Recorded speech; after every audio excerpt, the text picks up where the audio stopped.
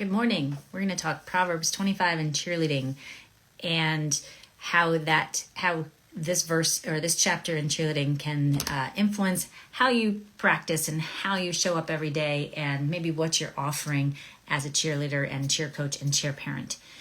I don't usually do these live here on Instagram, but it kind of spoke to me today to try and do it live. And I'll hopefully I'll learn how to download it and put it on YouTube. This verse, I don't have my Bible in front of me. I don't have my notes that I had taken down. But the thing that stood out with me for this particular chapter was the verse that talks about finding honey. You know, if you get a lot of honey and you overindulge, it eventually makes you vomit. And so what does this mean as a cheerleader? And if you're watching me live, thank you so much for joining me live. Go ahead and put a note in that you're here watching. And if you get a takeaway, please leave that also. So too much honey in cheerleading, too much of a good thing. Maybe that's too much stretching.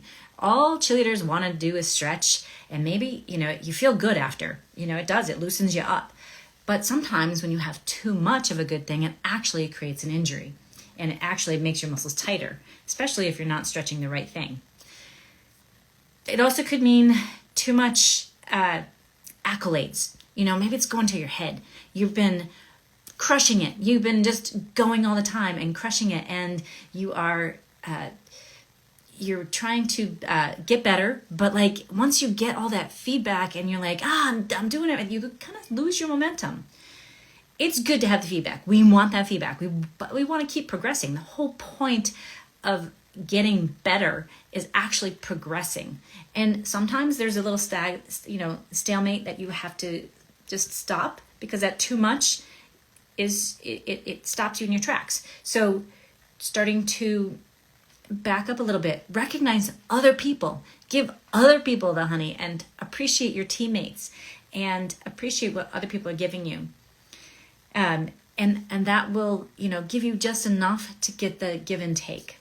So when we get too much of a good thing, it's overkill, right? We need that balance in life, and we need to get satiated, but not have so much that it is crushing us. Being at practice too much, it's going to crush us. We need a break sometimes. And I know no one wants to hear that.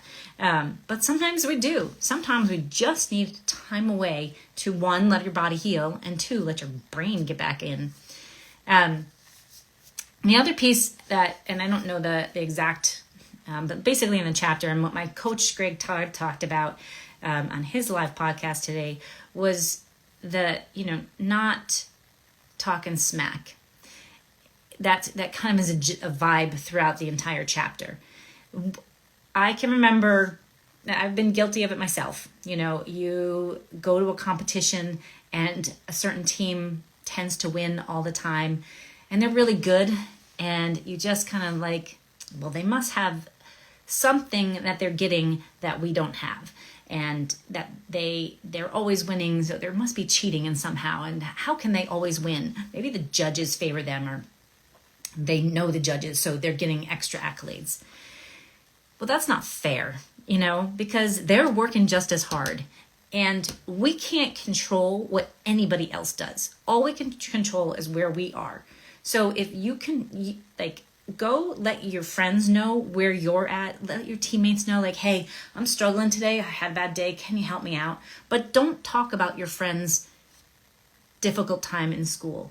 Or don't talk about other cheer coaches that are doing something different. It's fine. If you want to talk about yourself and share that, it's important. We need to talk. We need to share and get some feedback. But we don't need to compare ourselves to others, and we don't need to dwell on what other people are doing, because that's none of our business. And it doesn't sit well with God or the universe or whoever you want to believe in. That when we talk smack about other people, it only brings us down. So whether you're in, as a teammate and other teammates, and you're upset because they're doing something that you want to be doing but you can't do, or it's another team, or it's another parent, I hear this all the time on the cheer moms groups. Like, people are just talking about other parents and whatnot, and coaches and programs and companies that are hosting cheer programs. We don't know what goes on in every other aspect. All we have is in ourselves. So let's bring it back to ourselves.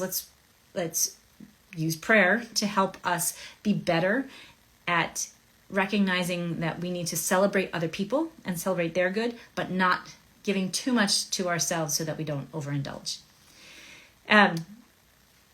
Hopefully that makes sense. My coach Greg is doing a challenge next week to talk about learning and knowledge, and I think that ties into these Proverbs. He's been doing this as Proverbs, and it's teaching me about, we have a lot of knowledge in our head. Let's share it out.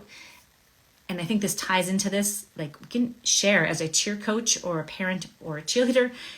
Teach your fellow teammates. Teach the younger ones. Teach what's in your head, and help others succeed in what they're doing. And because that's going to help make you better, and it's going to help make them better, and it's going to make the world better, and it's going to make cheerleading better, especially.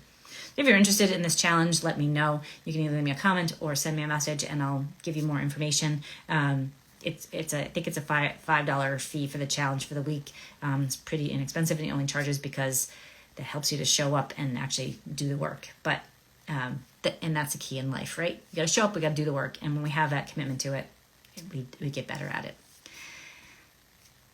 Yes, Elsa, lift one another up. It'll definitely make you humble, and will actually, when you can lift somebody else up, it makes all the process that much sweeter. And that, I think, you can do all the time because you're giving back to the world and helping other people out.